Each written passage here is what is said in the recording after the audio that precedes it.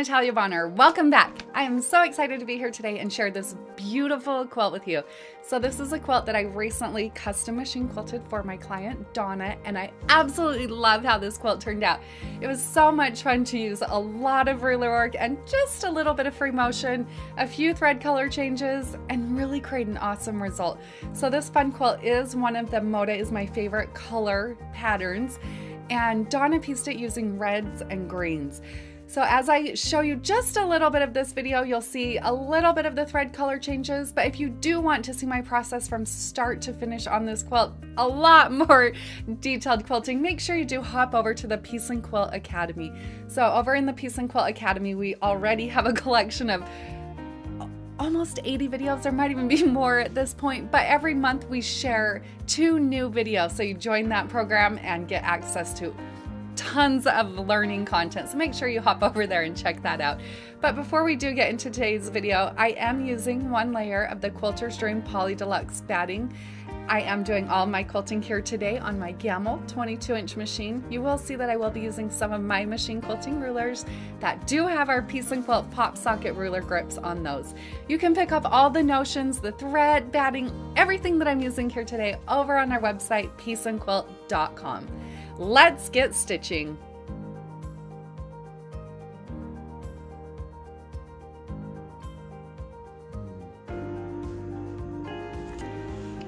I think the opportunities for quilting a plus block are just unlimited. They are so much fun. On this quilt over in our Piece and Quilt Academy, I will show you even more ways to quilt these fun plus blocks, but let's dive into today's video and stitch out this fun block. So I'm going to show you the quilting in all of the green sections. I will come back later and stitch some straight lines through the red sections on this block using red thread. I am using my 4-in-1 machine quilting ruler, and you can see that I do have our Piece and Quilt pop socket ruler grip on there to help me hold my ruler nice and straight. So once I stitched in the ditch around the outside section of this block, now I'm going to stitch this first echo. Now I'm stitching this echo a 1/2 inch in. So you'll notice that it's not really a true echo. I'm adding a little bit of detail by stitching all the way through my previous stitch line across the block. When I get all the way across the block, then I travel around the corner. So yes, I will stitch over my original stitch line, sometimes a couple of times, but I'll stitch over that stitch line. Because I'm using the so fine thread, I feel like it's okay. I'll repeat that process, working my way all the way around the outside of the block. So on this quilt, I'm keeping my designs pretty linear, a lot of straight line, a lot of ruler work. But sometimes I am going to add in other elements. So after I stitch in the ditch around the center plus part of the block, I will come back and add some loops to that outside section. Now I am using a light green thread here on this block. I chose to use a light green thread throughout the majority of this quilt.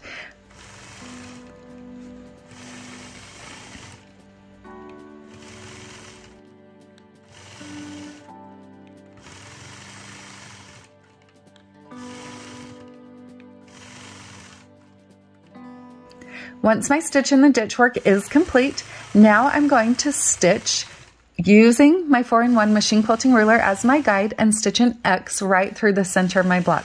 You'll see that I will travel across my previous stitch line here as I travel through the ditch.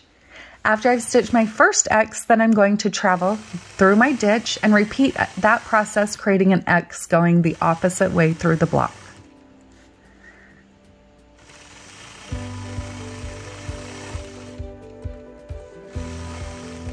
From there, now I'm going to add just a little bit more detail to the center of this block.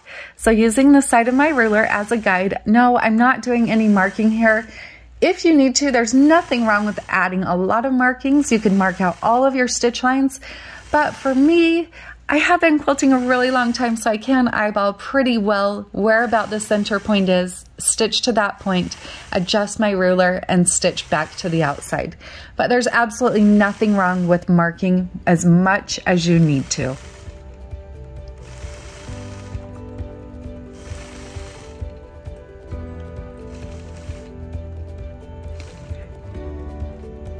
Now that I have that center design all stitched out, let's do a little bit of free motion quilting. I'm going to use the outside, that echo, as my reference, and I'm going to stitch loops, working my way all the way around the outside of this block design.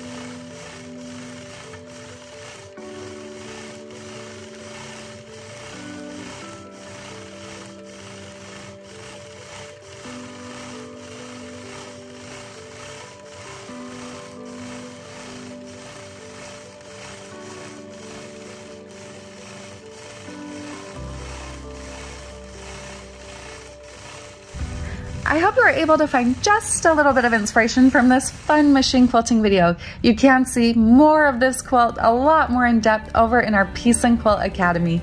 Find all the details over on our website, pieceandquilt.com. Have a great day, everybody.